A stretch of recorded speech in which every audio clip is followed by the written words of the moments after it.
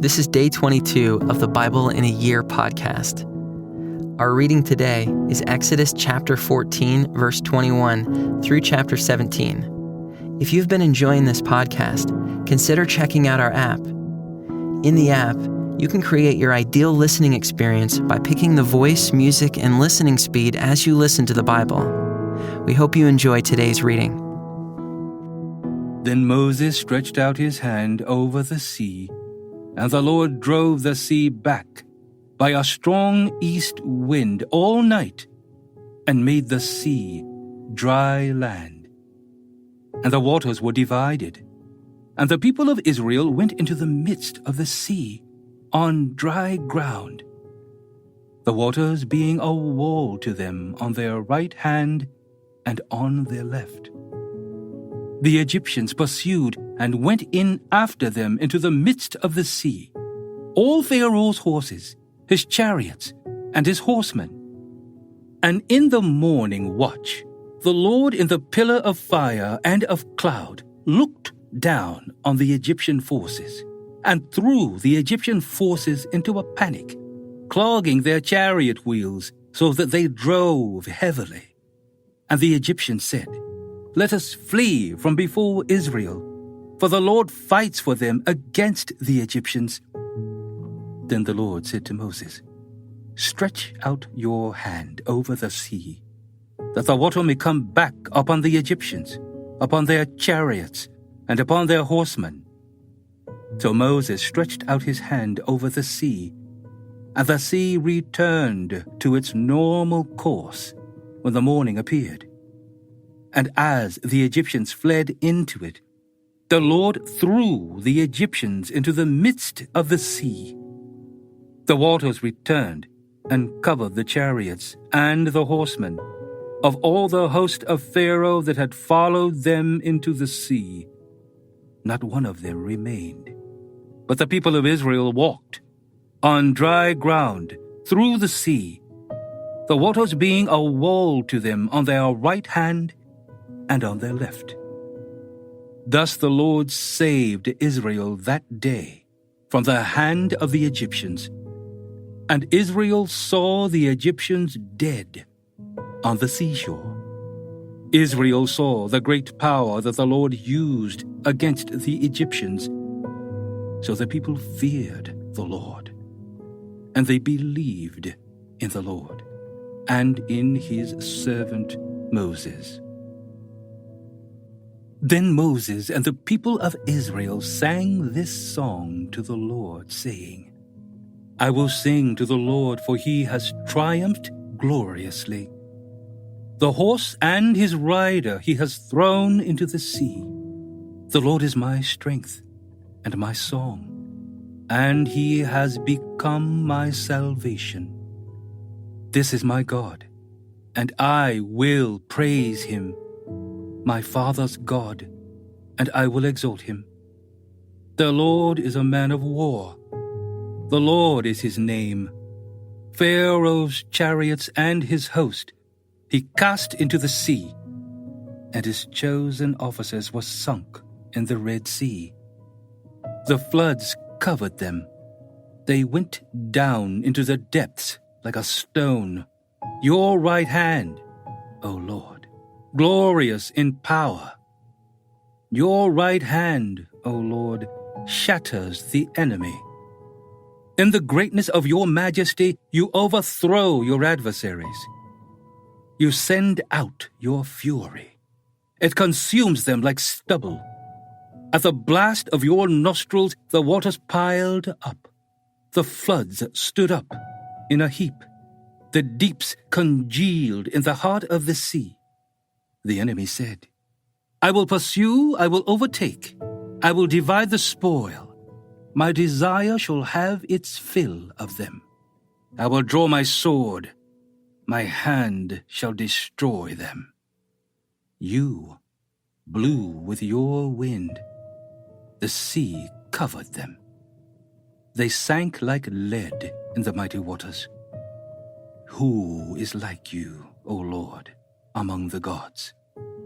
Who is like you, majestic in holiness? awesome and glorious deeds, doing wonders. You stretched out your right hand.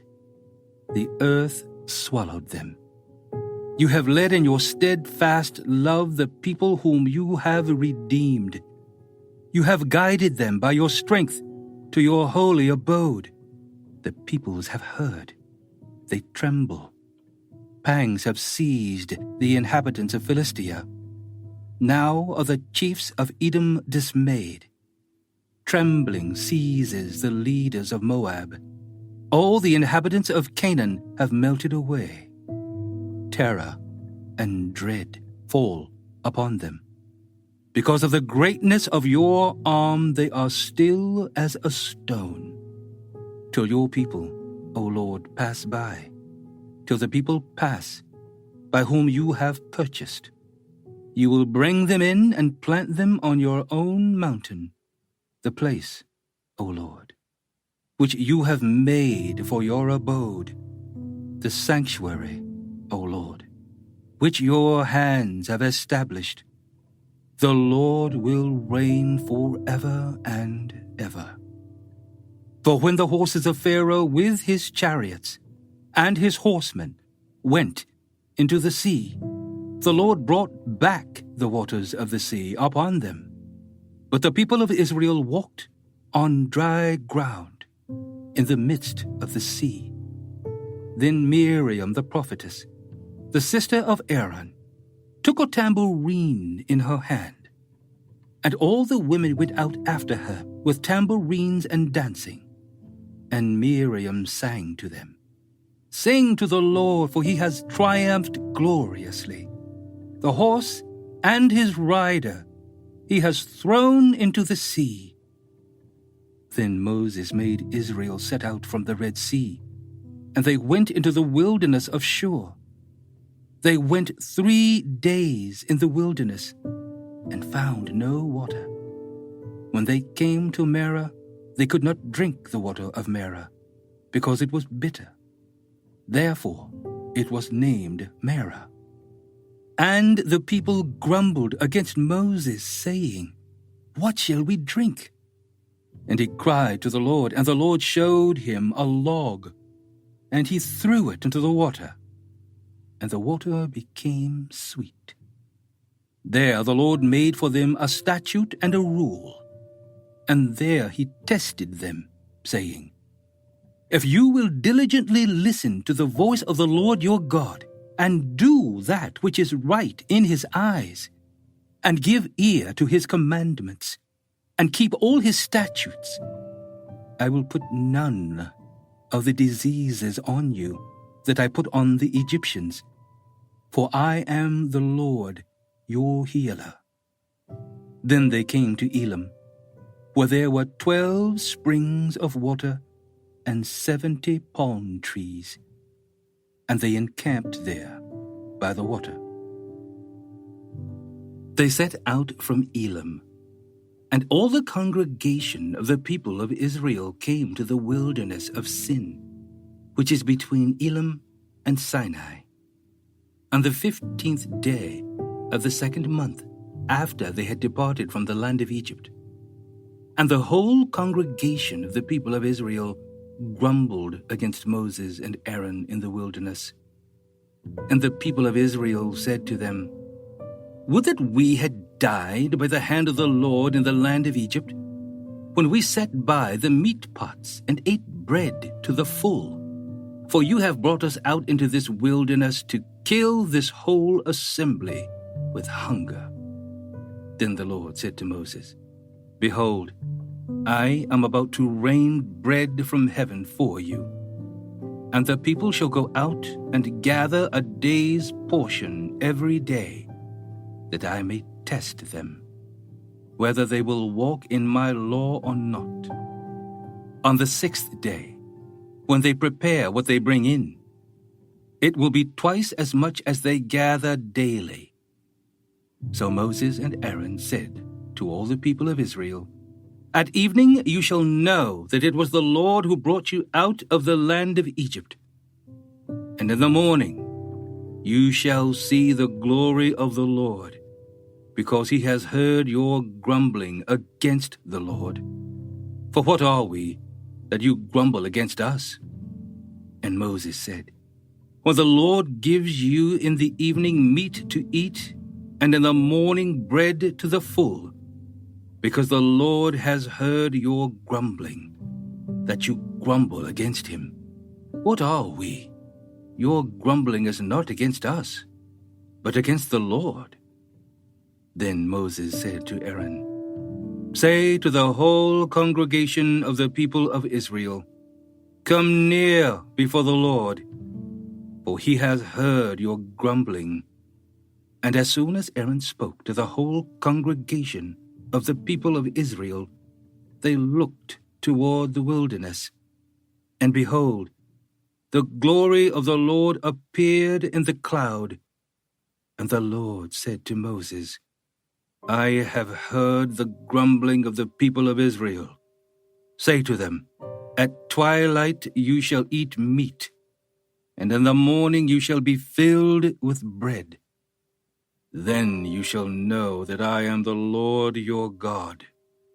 In the evening, quail came up and covered the camp, and in the morning dew lay around the camp. And when the dew had gone up, there was on the face of the wilderness a fine flake-like thing, fine as frost on the ground. When the people of Israel saw it, they said to one another, "What is it?" For they did not know what it was. And Moses said to them, "It is the bread that the Lord has given you to eat. This is what the Lord has commanded. Gather of it, each one of you, as much as he can eat. You shall each take an omer, according to the number of the persons that each of you has in his tent." And the people of Israel did so. They gathered, some more, some less.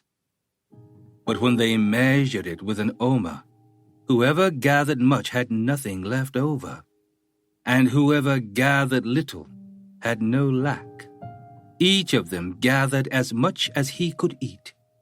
And Moses said to them, "Let no one leave any of it over till the morning." But they did not listen to Moses. Some left part of it till the morning, and it bred worms and stank. And Moses was angry with them. Morning by morning they gathered it, each as much as he could eat. But when the sun grew hot, it melted. On the 6th day they gathered twice as much bread, 2 omers each. And when all the leaders of the congregation came and told Moses, he said to them, "This is what the Lord has commanded. Tomorrow is a day of solemn rest, a holy Sabbath to the Lord. Bake what you will bake, and boil what you will boil, and all that is left over lay aside to be kept till the morning." So they laid it aside till the morning, as Moses commanded them. And it did not stink, and there were no worms in it. Moses said, "Eat it today, for today is a Sabbath to the Lord. Today you will not find it in the field. 6 days you shall gather it, but on the 7th day, which is a Sabbath, there will be none." On the 7th day, some of the people went out to gather, but they found none. And the Lord said to Moses, "How long will you refuse to keep my commandments and my laws? See, the Lord has given you the Sabbath. Therefore, on the 6th day he gives you bread for 2 days. Remain, each of you, in his place. Let no one go out of his place on the 7th day." So the people rested on the 7th day. Now the house of Israel called its name manna. It was like coriander seed, white, and the taste of it was like wafers made with honey. Moses said, "This is what the Lord has commanded. Let an omer of it be kept throughout your generations. so that they may see the bread with which I fed you in the wilderness, when I brought you out of the land of Egypt. And Moses said to Aaron, Take a jar, and put an omer of manna in it, and place it before the Lord, to be kept throughout your generations. As the Lord commanded Moses, so Aaron placed it before the testimony to be kept. The people of Israel ate the manna 40 years, till they came to a habitable land. They ate the manna till they came to the border of the land of Canaan. An omer is the 10th part of an ephah. All the congregation of the people of Israel moved on from the wilderness of sin by stages, according to the commandment of the Lord, and camped at Rephidim. But there was no water for the people to drink. Therefore the people quarreled with Moses and said, Give us water to drink. And Moses said to them, Why do you quarrel with me? Why do you test the Lord? But the people thirsted there for water. And the people grumbled against Moses and said, Why did you bring us out of Egypt to kill us and our children and our livestock with thirst? So Moses cried to the Lord, What shall I do with this people? They are almost ready to stone me. And the Lord said to Moses, Pass on before the people, taking with you some of the elders of Israel, and take in your hand the staff with which you struck the Nile, and go. Behold, I will stand before you there on the rock at Horeb, and you shall strike the rock, and water shall come out of it, and the people will drink. And Moses did so in the sight of the elders of Israel. And he called the name of the place Massah and Meribah, because of the quarreling of the people of Israel, and because they tested the Lord by saying, Is the Lord among us or not? Then Amalek came and fought with Israel at Rephidim. So Moses said to Joshua, Choose for us men, and go out and fight with Amalek. Tomorrow I will stand on the top of the hill with the staff of God in my hand. So Joshua did as Moses told him, and fought with Amalek, while Moses, Aaron, and Hur went up to the top of the hill. Whenever Moses held up his hand, Israel prevailed, and whenever he lowered his hand, Amalek prevailed. But Moses' hands grew weary, so they took a stone and put it under him, and he sat on it, while Aaron and Hur held up his hands, one on one side, and the other on the other side. So his hands were steady until the going down of the sun.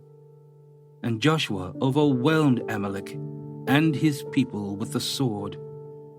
Then the Lord said to Moses, Write this as a memorial in a book, and recite it in the ears of Joshua, that I will utterly blot out the memory of Amalek from under heaven. And Moses built an altar, and called the name of it, The Lord is my banner, saying, A hand upon the throne of the Lord. The Lord will have war with Amalek from generation to generation.